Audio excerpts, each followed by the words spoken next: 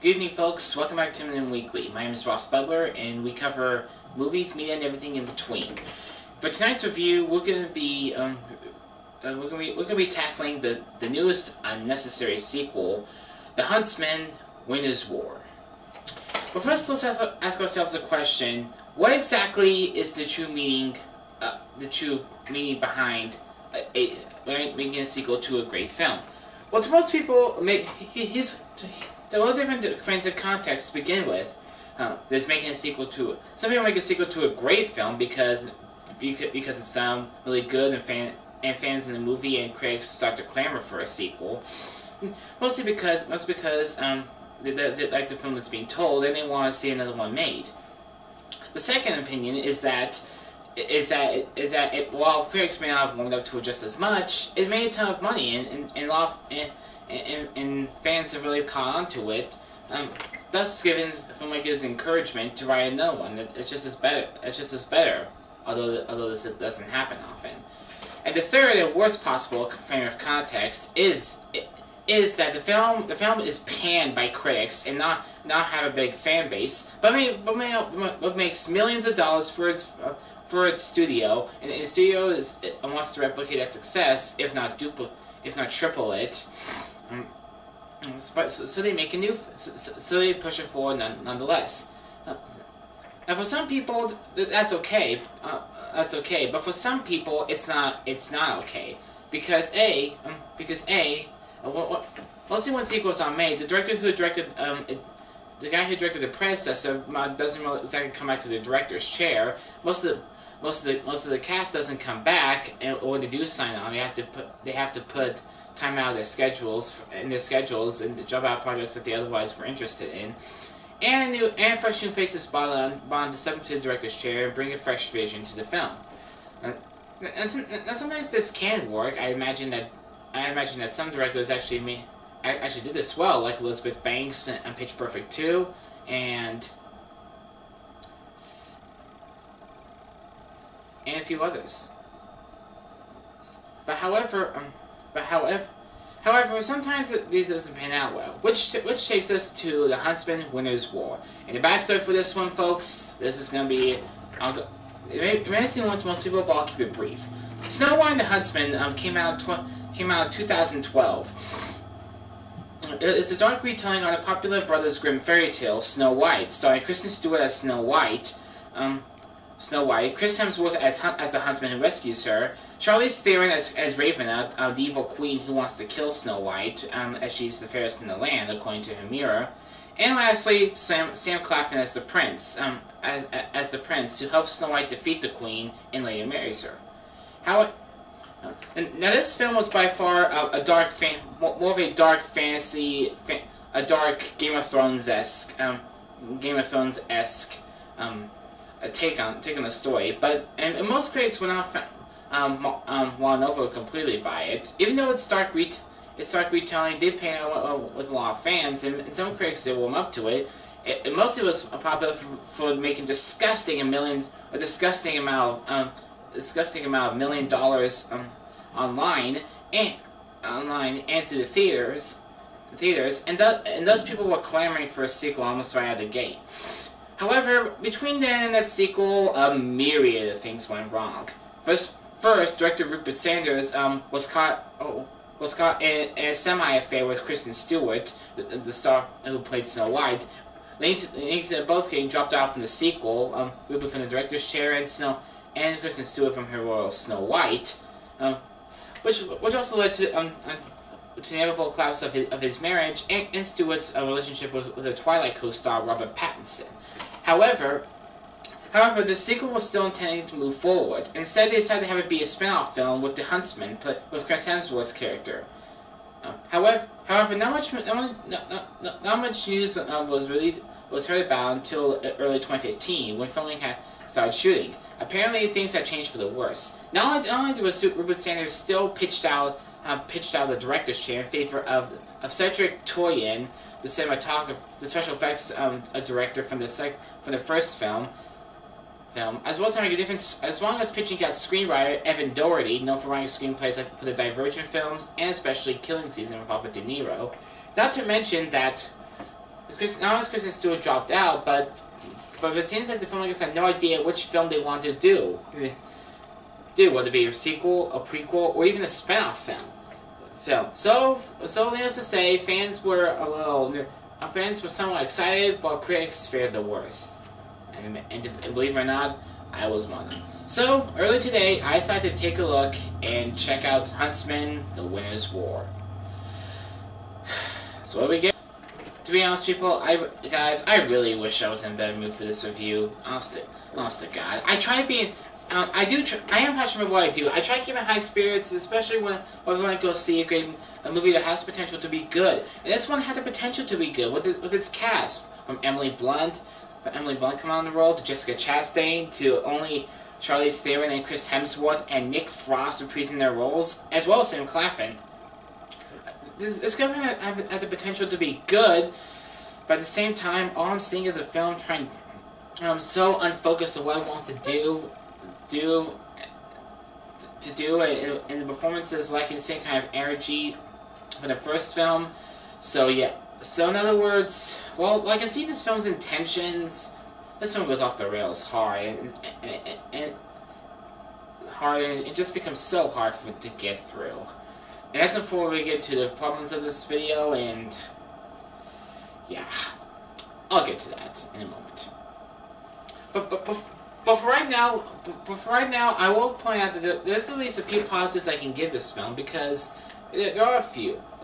Like I said, Chris Hemsworth and Charlize Theron definitely come back in their roles, although Charlize Theron seems the most questionable. And the new faces in this film include, and the main plot for this film revolves around the Huntsman's childhood. The first part, what this film was mainly about is about Emily Blunt's character Freya, an ice queen, has raised a child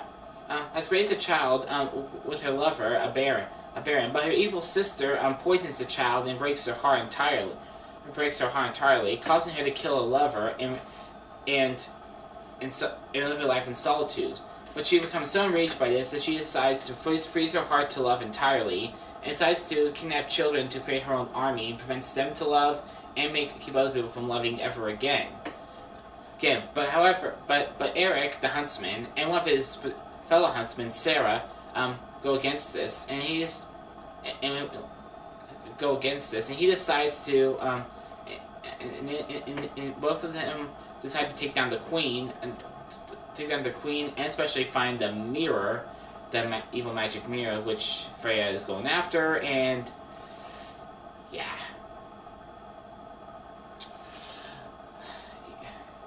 Honestly, people, that's the best I can give to this plot. That's the best possible plot or description I can give for this film, and it wasn't easy. I'm being honest.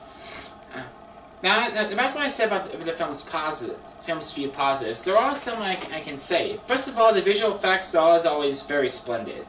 The visual effects guy, he definitely has a tone for great visuals. He's not Guillermo del Toro or Ridley Scott or even Rupert Sanders, I'll say. But he does have a guy for detail, and he does.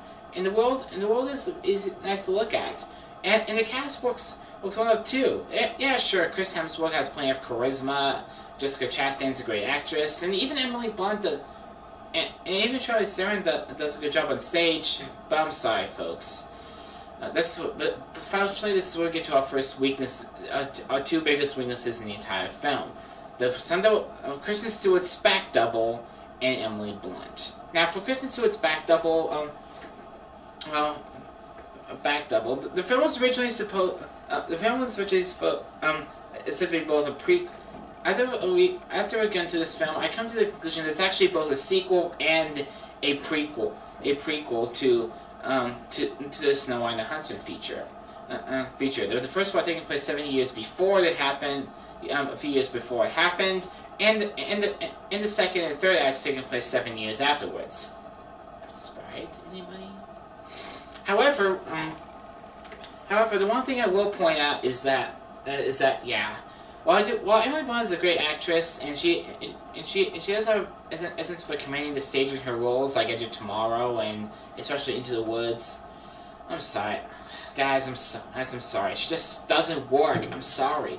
I don't like the way her character is fleshed out. She looks too serious. She looks too serious. She barely has any, she doesn't look like she's having any fun at all. Minus, although Charlize's theory will beg to differ. And yeah, I'm going to have to echo most critics that she looks like a diet version of Elsa from Frozen. Hey, this film's entire premise feels like a mismatch between feels like the screenwriter watched Frozen, binge watched Frozen, Game of Thrones, and The Princess Bride, just about any swashbuckling fantasy in general. It basically said, yeah, I'm gonna put this together. Yeah, this is great for the script. I'll put it into it. So much. Given how great the script is put together, I'm actually glad Evan Doherty stepped away from this, because if he were on board, man, he'd be embarrassed. He'd be so embarrassed that he'd probably want to shoot himself right now. And yeah, guys. Although I do my positives, I'm so sorry. This film, yeah.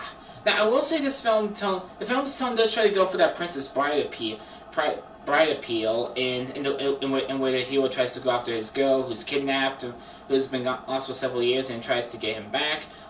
However, what's missing from that film is that while the Princess Bride worked out what it was based on Rob Reiner's great direction, the film kept consistently comedic tone all the way throughout, even in the dark moments of it all, and the cast was plus the impeccable cast with Robin Wright, Carrie Elwes, Peter Saran, and Chris Sarandon, and Christopher Guest, Mandy Patinkin, and Wallace Shawn.